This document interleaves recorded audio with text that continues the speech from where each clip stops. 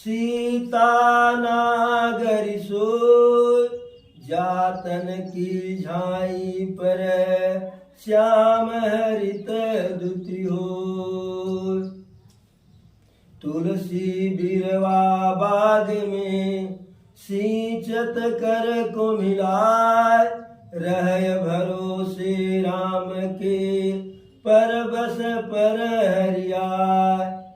एक घड़ी आधी घड़ी आधो में पुनियाद, तुलसी संगत साधु कर हरहि कोटि अपराध। जय हो प्रभु। कल की कथा में माता उद्धार की कथा हुई।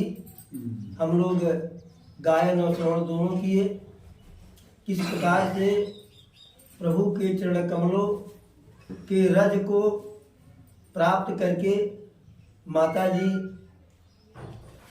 अपने पति के साथ वैकुंठ धाम को गई। आज हम लोग उससे आगे की कथा का जो है गायन और श्रवण करेंगे। आगे की कथा में प्रभु को गुरुदेव विश्वामित्र जी राजा जनक के द्वारा आयोजित धनुष यज्ञ में लिवा जाने के लिए जो है आगे बढ़ते हैं। अहिरौली गांव से आगे बढ़ते हैं। चले राम लक्ष्मण मुनि संगा, गए जहाँ जग पावनी गंगा। गाद सुन सब कथा सुनाई, जही प्रकार सुर सरी मैयाई। अब देखिए बड़ी विचित्र बात है। यहाँ है चले राम लक्ष्मण मुनि संगा, गए जहां जग पावन गंगा। इसके पहले जहां जहां प्रभु राम जब अयोध्या से निकले, प्रभु जब अयोध्या से निकले विश्वामित्र जी के साथ, तब भी है हरसी चले। फिर जब बक्सर से विश्वामित्र जी के तपोभूमि से चलते हैं तो भी है हरसी चले। लेकिन माता अहिल्या का उद्धार करने के बाद प्रभु की प्रसन्नता गायब हो गई। यहाँ कहीं नहीं है कि हरसी चले राम लक्ष्मण मुनि संगा या हरस चले राम मुनि संगा, ऐसा कहीं नहीं है। सिर्फ है चले राम लक्ष्मण मुनि संगा, गए जहाँ जग पावनी गंगा। सिर्फ चले, प्रसन्नता गायब हो गई। गायब काहे हो गई प्रसन्नता? यद्यपि कि प्रभु माता अहिल्या का उद्धार किए, उपकार किए, उनको मोक्ष दिए, वैकुंठ दिए, फिर भी प्रभु के मन में एक ग्लानि है। गौतम ऋषि ब्राह्मण, तो उनकी पत्नी भी ब्राह्मण। भाई कन्या की कोई जात नहीं होती है, तो वह भी ब्राह्मण, साथ ही ऋषि की पत्नी, ऋषि की पत्नी, और साधारण स्त्री नहीं। प्रभु के अंदर यह अंतर द्वंद चल रहा है कि हमें तो माता अहिल्या के चरणों में स्वयं अपने सिर को रखना चाहिए था, साष्टांग प्रणाम करना चाहिए था, लेकिन लीला के ही कारण सही, माता के उद्धार के लिए ही सही, लेकिन हमें अपना जो है चरण माता के सिर पे रखना पड़ा, एक ऋषि पत्नी के सिर पे रखना पड़ा। यह जो है अंतर द्वंद प्रभु के अंदर जो है चिंता है।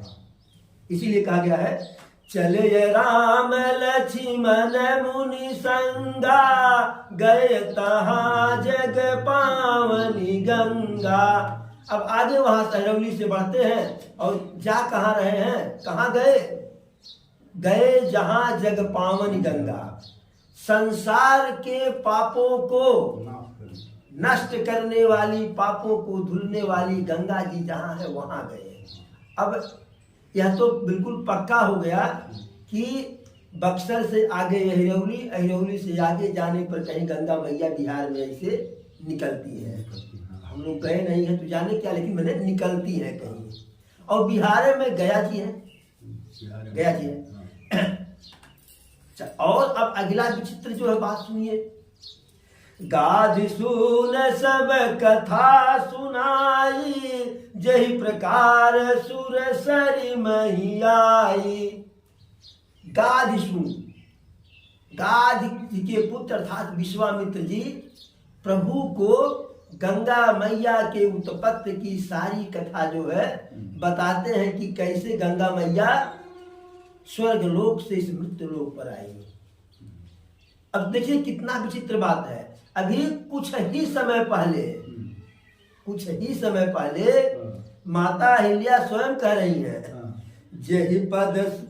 जहि पद सुर सरिता परम पुनीता, प्रकट भई शिव शीस धरी, सोई पद पंकज जहि पूजत अज, मम सिर धरव कृपाल हरि।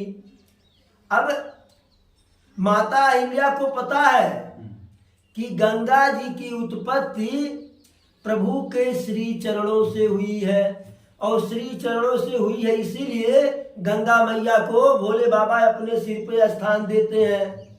प्रभु के चरणों की सबसे पहले पूजा ब्रह्मा जी किए, ये सब पता है। तो विश्वामित्र जी को भी सब पता है कि प्रभु के चरणों से गंगा मैया निकली है। लेकिन गाधि सुन सब कथा सुनाई, जही प्रकार सुर सरी मही आई। फिर भी विश्वामित्र जी हमारे राघव सरकार को, प्रभु श्री राम जी को गंगा मैया किस प्रकार से स्वर्ग से मृत्यु लोक में, पृथ्वी लोक में आई, उसके लिए भगीरथ को क्या क्या करना पड़ा, और प्रभु सब कुछ जानते हुए बड़ी तन्मयता के साथ सुने। तब प्रभु ऋषि समेत नहाए, विविध दान मही देवन पाए। एक बात और है, जैसे प्रभु गंगा मैया के तट पर पहुंचे, जैसे पहुंचे तो चाहे अयोध्या जी हो, चाहे बनारस हो, प्रयागराज हो, काशी हो, या कोई भी पुनीत नदी का तट हो, वहाँ जब कोई भी स्नानार्थी या तीर्थयात्री जाता है, साधारण से साधारण व्यक्ति जावे जिसके जेब में कुछ है पैसा रुपया हो, फिर भी वहाँ के पंडा पुजारी घेर लेते हैं। और जैसे प्रभु पहुँचे विश्वामित्र से, तो उन पंडा पुजारियों को कुछ लेना देना नहीं था। लेकिन अब प्रभु जब पहुंचे, इतना दिव्य बालक, चक्रवर्ती के लक्षण, सिर पर सोने के मुकुट, स्वर्ण जड़ित वस्त्र, अब ऐसे जो है जजमान को कौन छोड़ने वाला है। अब जितने पंडी पंडा रहे गंगा जी के घाट पर, सब दौड़ पड़े, सबके सब दौड़ पड़े कि यह यजमान हाथ से नहीं निकलना चाहिए। एक बार हाथ लग गए तो और कहीं किसी को के यहाँ जजमानी करने की आवश्यकता नहीं है, बस एक घर मिल जाए। सब लपक पड़े, भैया हमारे घाट पे, भैया हमारे घाट पे। अब हुआ लट्ठी में लट्ठा, धैर्य के हमारे जजमान। तो कोई कह रहा है, हमार जजमानी हम ही हवा के पंडा, हमार जजमानी हम ही हवा के पंडा।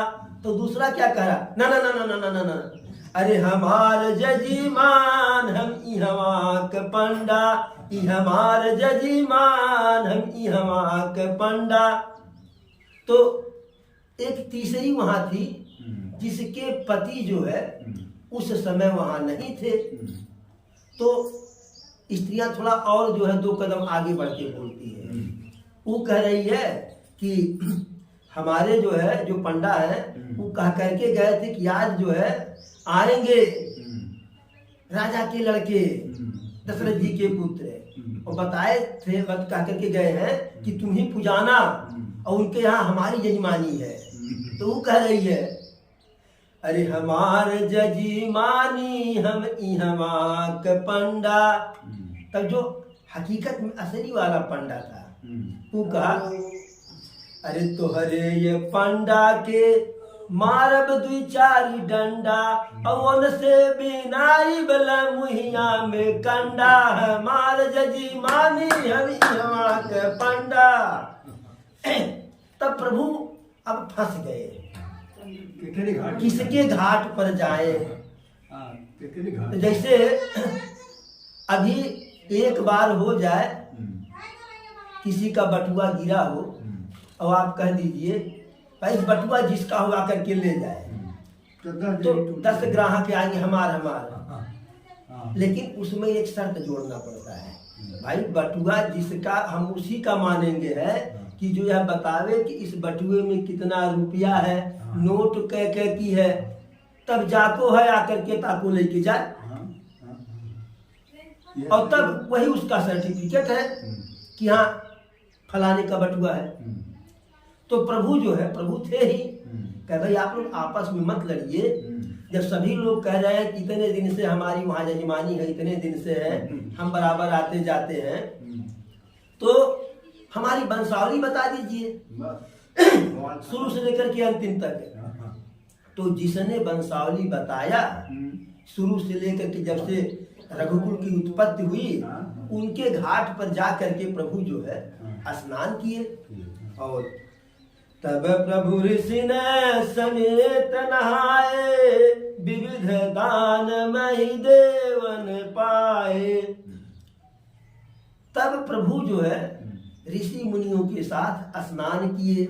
और एक बात है, जो मन में ग्लानि थी, जो प्रभु को लगा कि हमसे पाप हो गया, गंगा मैया में स्नान करके उस पाप की प्रायश्चित हो गई, अब फिर जुड़ गया। हरस चले यमुनि वृंद सहाया, बेगी विदेह नगर नियराया। हरस चले यमुनि वृंद सहाया, बेगी विदेह नगर नियराया। जो मन में ग्लानि थी उसका प्रायश्चित गंगा मैया में स्नान करके। एक बात और है, देखिए हम गांव में शहर में जो पाप करते हैं वह पाप तो तीर्थ में जाकर के जो है स्नान करने से, भगवत भजन करने सुनने से, दान दक्षिणा देने से समाप्त हो जाता है, नष्ट हो जाता है। लेकिन अगर हम तीर्थ में भी पाप कर दिए तब वह उस पाप का फल हमको भोगना ही भोगना है, तब वह पाप समाप्त नहीं होगा। तो प्रभु जैसे तीर्थ में गए तो पहला काम किए कि जाने अनजाने में परिस्थितियां चाहे जैसी रही हो, जो उनसे पाप हुआ उस पाप को धुल दिए। तब जब धुल दिए तब फिर चले हरस चले यमुनि वृंद सहाया, बेगी विदेह नगर नियराया। देखिए नियर माने होता है नजदीक। तुलसी बाबा हालांकि पढ़े लिखे तो नहीं थे, लेकिन प्रभु की और सरस्वती जी की कितनी अच्छी कृपा उनके ऊपर थी। नियर माने पड़ोसी, नजदीक। तो उनको अंग्रेजी का भी ज्ञान था, लिखे न, हरस चले यमुनि वृंद सहाया, बेगी विदेह नगर नियराया। अब फिर प्रभु ऋषि मुनियों के साथ प्रसन्नता के साथ आगे बढ़े, और जैसे आगे बढ़े बहुत ही शीघ्र जो है विदेह राजा जनक का जो है राज्य आ गया। पूरे रम्यता राम जब देखी, हर्ष अनुज समेत विसेखी। जब जनकपुरी की सुंदरता को प्रभु देखे तो प्रभु और विशेष करके लक्ष्मण भैया बहुत प्रसन्न हुए। बड़ा सुंदर नगर, पापी कूप सरित सरनाना, सलिल सुधा सम मन सोपाना। जो बावलियां हैं, पोखरे ओखरे, कुआं, तालाब, सब जितने नाना प्रकार के हैं, और सलिल सुधासन, उसमें जो जल है, कुआं में, पोखरे में, तालाब में, कुइया में, नदी में जो भी जल है वह सुधासम, सलिल माने जल और सुधा माने अमृत, मानो जल नहीं अमृत हो उसमें हो। मणि सोपाना, और कुआं में, तालाब में, पोखरे में जो सीढ़ी जो बना हुआ है वह मणिजड़ित है, इतना सुंदर है। गूंजत मंजुमत रस भृंगा, कुजत कल बहुबरन विहंगा। और उन जलाशयों में, भाई कुआं भी जलाशय है, तालाब भी जलाशय है, जहाँ जल हो, जहाँ का आशय जल से हो वही जलाशय है। तो इतना मीठा जल, इतना स्वच्छ जल कि वहाँ जो है नाना प्रकार के जो है भंवरा पक्षी गूंज रहे हैं, गुनगुना रहे हैं। बरन बरन विकसय बन जाता, त्रिविध समीर सदा सुखदाता।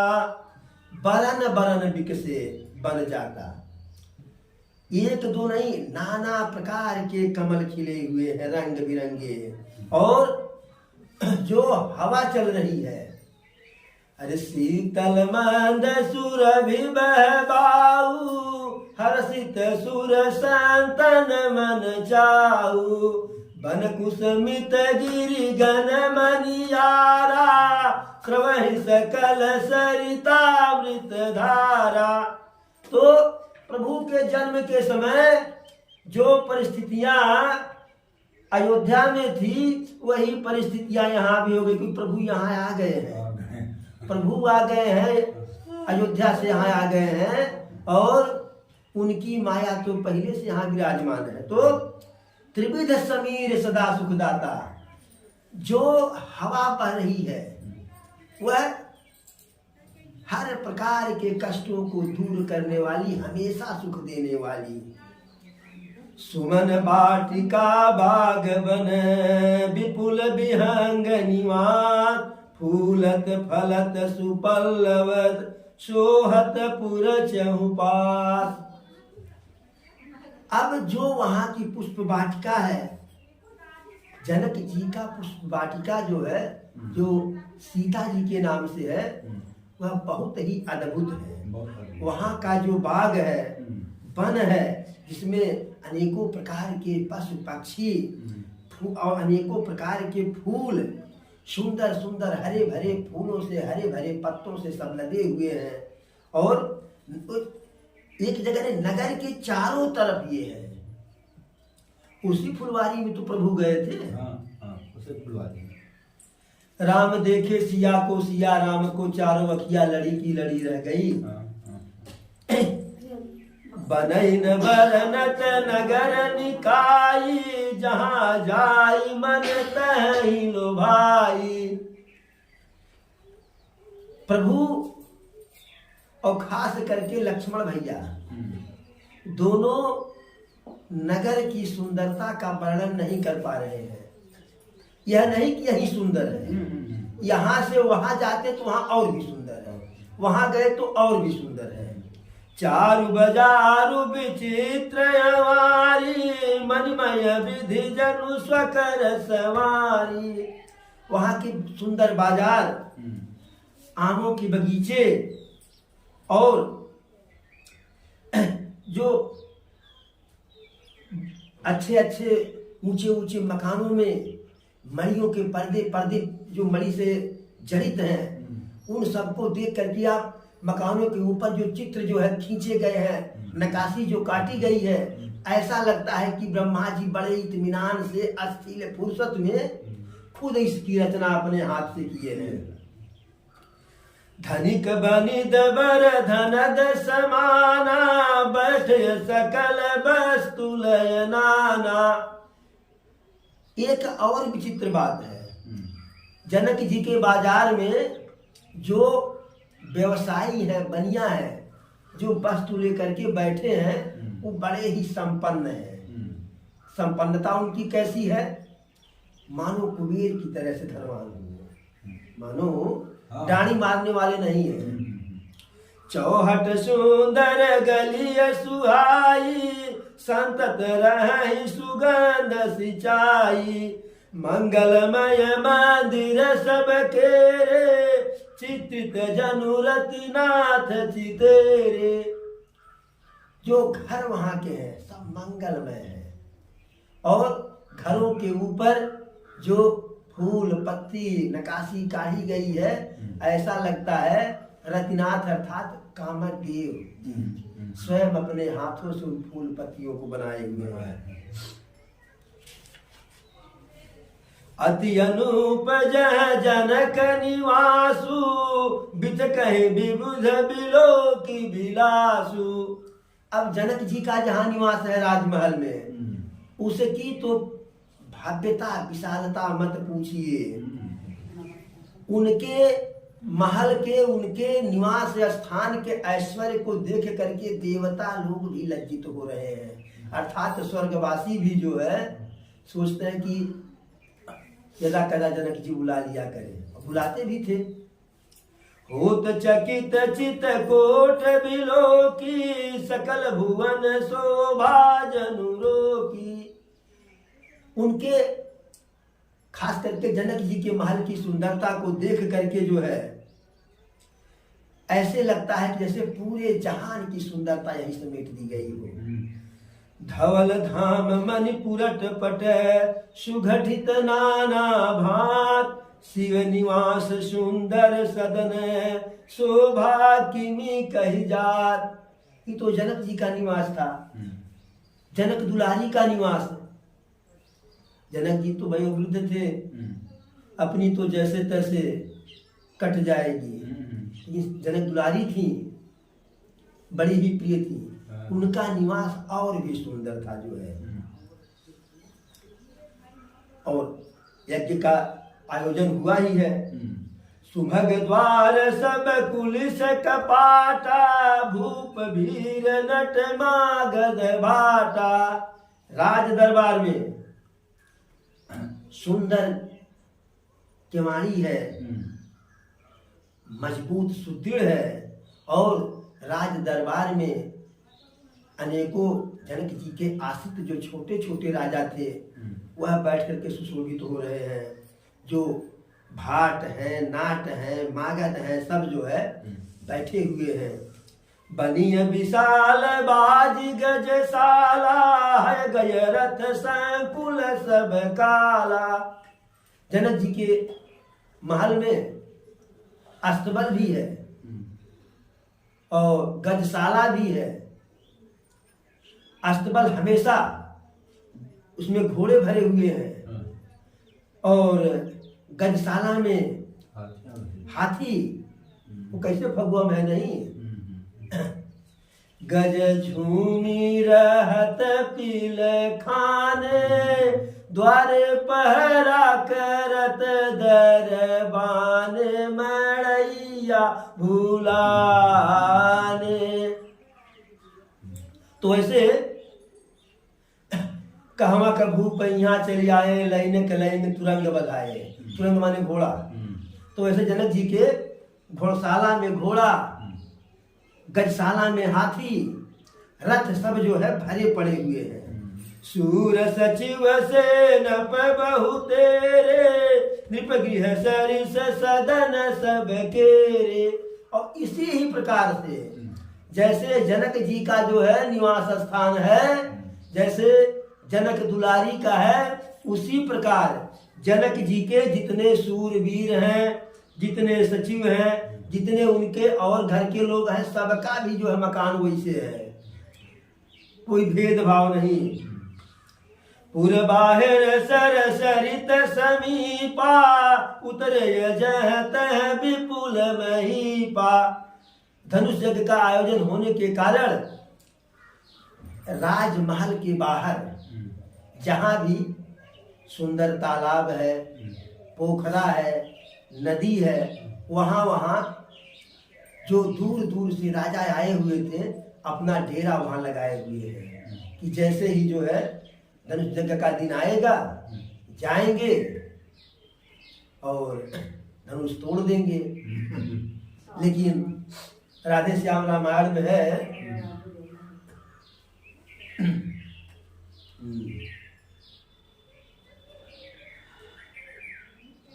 बात बताइए। देखी अनूप एक यमराई, सब सुपास सब भांति सुहाई। एक सुंदर आम का बगीचा को देख करके विश्वामित्र जी कहते हैं प्रभु अपना जो है डेरा यहीं पड़े। प्रभु कहते हैं जैसा गुरुदेव का आदेश हो, जैसा आप चाहें। विश्वामित्र महामुनि आए, समाचार मिथिलापति पाए। जैसे ही विश्वामित्र जी गए हैं और सुंदर सुंदर दो ठू जो है शिष्य लेकर के गए हैं। सुंदर के साथ साथ वो अयोध्या चक्रवर्ती दशरथ के नरेश के पुत्र हैं। तो यह सूचना वहां भी पहुंच गई, यह सूचना वहां भी पहुंच गई। जैसे प्राकर्मी व्यक्ति जिस स्थान पे पहुंचता है बाद में उसका यश पहले पहुंच जाता है। अहिल्या माँ का उद्धार किए, यह इनका यश जनकपुर में पहले पहुंच गया। और फूल जब तोड़ने गए इसी कारण से फुलवारी के जो माली थे अंदर नहीं जाने दे रहे थे। संग सचिव सुचि भूरि भट, भूसुर बर गुर ज्ञात। चले मिलन मुनि नायक ही, मुदित राहु यही बात।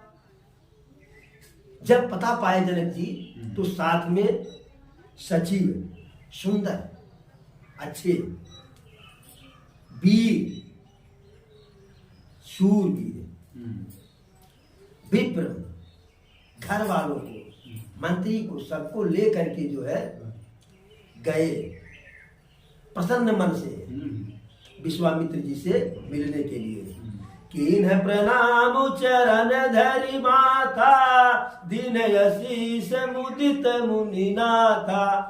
अब विश्वामित्र भी जब देखे कि पूरे समाज के साथ आए हुए हैं, हमारे सम्मान में ऋषि मुनियों ब्राह्मण भी आए हुए हैं, तो जनक जी प्रणाम किए, चरणोदक लिए। विश्वामित्र जी आनंद पूर्वक जो प्रसन्नता पूर्वक आशीर्वाद दिए। विप्रबिंद सब सादर बंदे, जानि भाग्य बड़ राहु आनंदे। विश्वामित्र जी के साथ साथ जितने भी ऋषि मुनि थे सबका वंदना जनक जी किए, सबकी प्रार्थना किए, अपने भाग्य की सराहना किए कि अहो भाग्य आपके चरण यहाँ पड़े जो है। सेवक स्वामी सदन आगमनु, मंगल मूल अमंगल दमनु। अगर सेवक के घर स्वामी का चरण पड़ जाता है तो समझिए कि वह मंगल का मूल है, मंगल होने ही वाला है, मंगल की वर्षा होने वाली है और अमंगल का दमन हो। जब मंगल की वर्षा होगी तो मंगल अपने आप सूर्योदय होता है तो अपने आप अंधेरा दूर होता है, अंधेरा भगाना नहीं पड़ता है। कुशल प्रश्न कई बार ही बारा, विश्वामित्र निपहि बैठारा। बार बार हाल चाल विश्वामित्र जी का जनक जी पूछते हैं, जनक जी विश्वामित्र का पूछते हैं। और फिर विश्वामित्र जी जनक जी से कहते हैं बैठिए। अरे तेहि अवसर आए दो भाई, गए रहे देखन फुलवाई। तेहि अवसर आए दो भाई, गए रहे देखन फुलवाई। जैसे ही हाल चाल कुशल क्षेम हुआ तैसे ही जो है राघव सरकार अपने छोटे भाई लक्ष्मण जी के साथ आ गए। वो गए थे, जैसे गुरुदेव के पूजा के लिए फूल की आवश्यकता है, तो फूल कहाँ मिलेगा पहले देख आवे। देखिए प्रभु का चरित्र कन्हैया के चरित्र से थोड़ा सा हटके है। कन्हैया को जब जो कार्य करना होता था चाहे जैसे कर डालते थे, चिट्ठिया पुट्टे, लेकिन प्रभु हर कार्य सिस्टमेटिक ढंग से। पहले गए फुलवारी देख आए कि कहाँ पे है, वहाँ की व्यवस्था क्या है, फुलवारी देख करके आए। बाहर बाहर अंदर जाने की आवश्यकता, क्योंकि अभी पुष्प की आवश्यकता नहीं है। और प्रभु इतने चंचल भी नहीं कि बिना आवश्यकता के एक बार अंदर टहला में। ये तो कार्य हमारे जो है कन्हैया जी का था, जो है ये ग्राउंड मार ले। कन्हैया जी से प्रश्न हुआ, लोग पूछे कि अरे कन्हैया ये बताइए कितना साड़ी रखे थे कि द्रौपदी को साड़ी देते गए और उनका चीर बढ़ते गया, दुशासन थक करके बेहोश हो गया। कन्हैया कहे हम कहाँ साड़ी रखे थे, अरे हम तो इधर से लेते हैं उधर देते हैं। लोग कहते भवानी अपने लक्ष्य से आंख नहीं देती है ना। कन्हैया कहे कि हम नहीं रखे थे, अरे हम जब वृंदावन में थे, गोकुल में थे, तो गोपियों की साड़ी चुरा लिए थे। एक भक्त की साड़ी चुरा करके दूसरे भक्त को दे दिए। लेकिन राघव सरकार यह कार्य नहीं करने वाले हैं, बहुत ही मर्यादित है। श्याम गौर मृदु बयस किशोरा, लोचन सुखद विश्वचित चोरा, उठे सकल जब रघुपति आए, विश्वामित्र निकट बैठाए। जैसे ही प्रभु लक्ष्मण जी के साथ आते हैं, अब उनकी दिव्य सुंदरता को देख करके, सौंदर्य को देख करके, श्याम गौर वय किशोर, दोनों भाई बिल्कुल किशोर अवस्था में है। आगे ना वय किशोर सुषमा सदन, तो सुंदरता के घर हैं। लोचन सुखद विश्वचित चोरा, उनके नेत्र जो है इतने सुंदर हैं, इतना सुख प्रदान करने वाले हैं कि जैसे संसार के लोगों के चित्त को चुरा लिए हो। जो एक बार देखा वह बार बार देखा, जो एक बार देखा वह बार बार देखा। और जैसे आए तो जो भी लोग थे इतना सुंदर अचानक देख करके सबके सब खड़ा हो गए। और विश्वामित्र जी राम और लक्ष्मण को बगल में बैठा लिए। अब जनक जी विदेह थे, शरीर से कोई मतलब नहीं, लेकिन उनकी भी स्थिति डमाडोल होने लगी। भय सब सुखिया देखी दो भ्राता, वारी विलोचन पुलकित गाता। जैसे ही प्रभु को लोग देखे, जोड़ी को देखे राम लक्ष्मण की, तो सभी लोग सुखी हो गए। भाई सुंदर चीजें देख करके हर कोई, यहाँ तो सुंदर निधान है, सुख के निधान है, और सबके नेत्रों से प्रसन्नता के आंसू गिरने लगे खुशी के, और शरीर गदगद हो गया, पुलकित हो गया, रोआ रोआ पुलकित हो गया। मूर्ति मधुर मनोहर देखी, भयउ विदेहु विदेह विसेकी। जैसे ही सुंदर मानो सुंदर मूर्ति को देख करके जनक जी जो हकीकत में विदेह थे, वह हकीकत में विदेह हो गए। जिनको लोग विदेह कहते थे वह हकीकत में असलियत में विदेह हो गए, स्वतः मूर्ति बन गए। शरीर से प्राण खत्म, मूर्ति बन गए, मूर्तिवान हो गए। प्रेम मगन मुनि जान नृपु, कर विवेक धरि धीर, बोले मुनि पद नाई सिरु, गद गद गिरा गंभीर। जब थोड़ा सा चैतन्य आया तो प्रेम से विश्वामित्र जी के चरणों में सिर झुका करके जनक जी पूछते हैं कि हे गुरुदेव, ये बताइए जो है ये सुंदर दोनों बालक कौन है? कहीं ऐसा तो नहीं जो है यह मुनियों के कुल के टीका है, तिलक है, शिरोमणि है, या किसी राजकुल के जो है पालक हैं? या ब्रह्मा जी वेदों में जिनका गुणगान किए हैं, कहीं वही तो नहीं है। उभय वेश धर की सोयावा, कहीं ऐसा तो नहीं कि वही जो है दूसरे वेश में आ गए हैं जिनका गुणगान ब्रह्मा जी वेद में किए हैं। क्यों? क्योंकि मेरा सहज स्वरूप जो विराग का है, वैराग्य का है, वह अब जो है थक रहा है, यानी वैराग्य जा रहा है, क्योंकि इन दोनों बालकों में मेरा अनुराग उत्पन्न हो रहा है।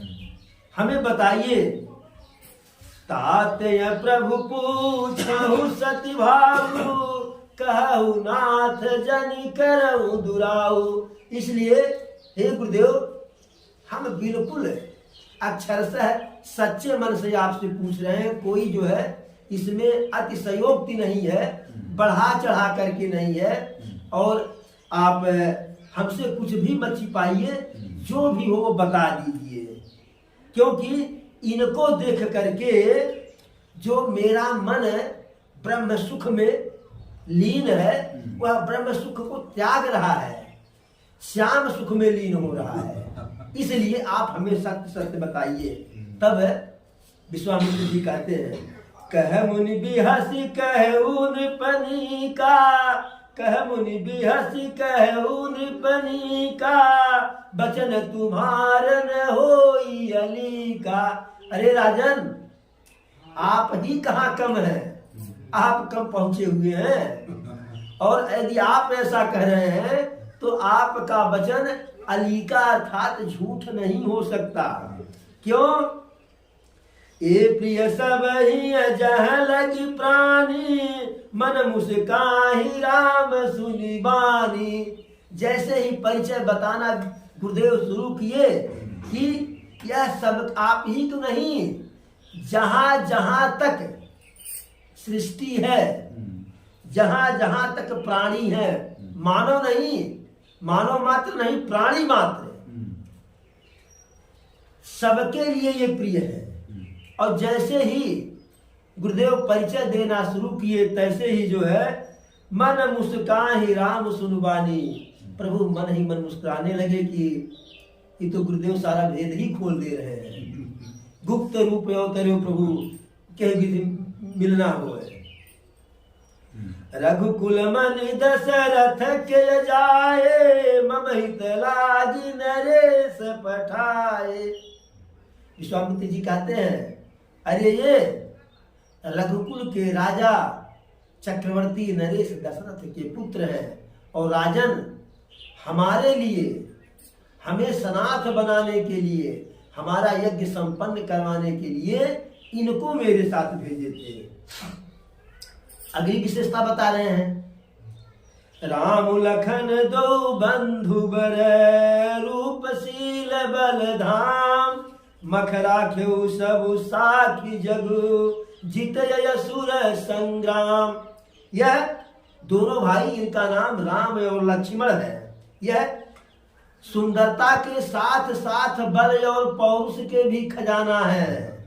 सिर्फ जैसे लोग कहते हैं ना, घर में कोई नई नई बहुरिया आती है, ये वो सुनरते हुए भरवा है, करनी नाई।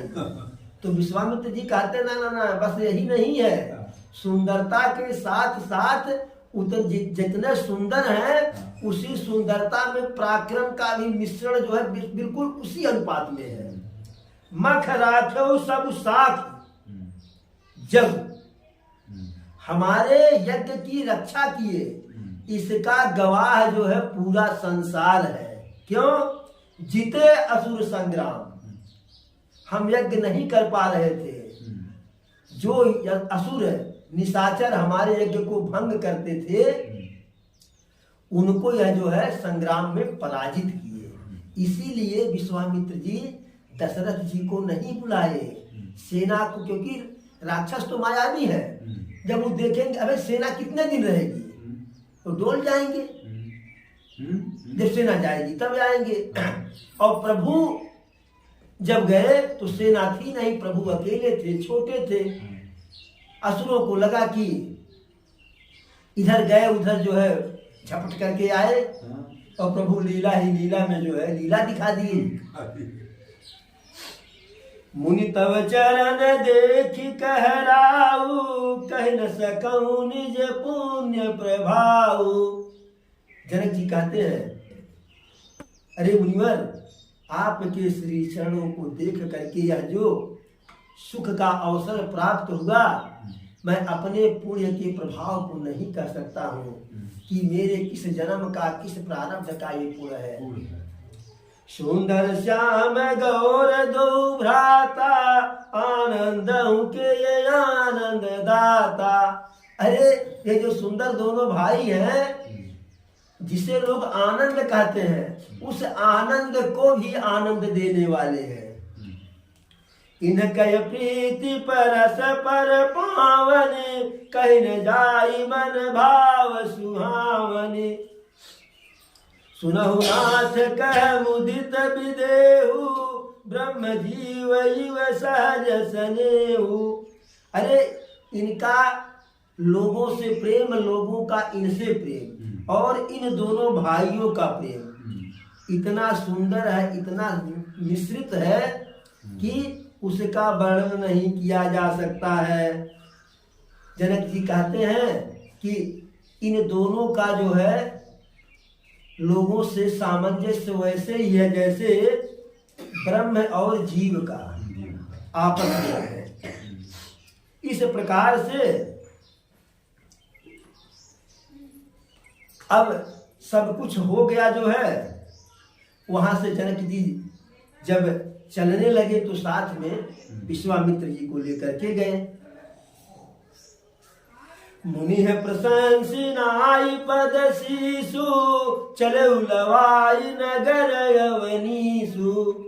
अवनीसु में नरेश राजा विश्वामित्र जी को की प्रशंसा करके, चरणों में सिर नवा करके, अनुरोध करके जनक जी साथ में लिवा करके गए। और कहाँ लिवा गए? राजमहल में।